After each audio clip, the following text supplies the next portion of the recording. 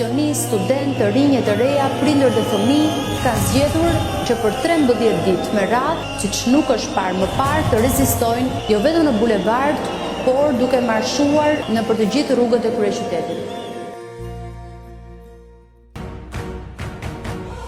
Protestë krejtësisht qytetare, paqësore, ku nuk është regjistruar asnjë incident, pavarësisht provokimeve.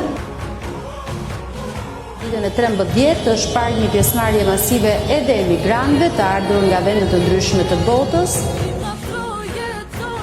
Një protestë e cila ka treguar si asnjëherë më parë një rezistencë, një qëndrueshmëri, një vendosmëri të protestuesve për të mos u dorëzuar deri në plotësimin e kërkesave të tyre.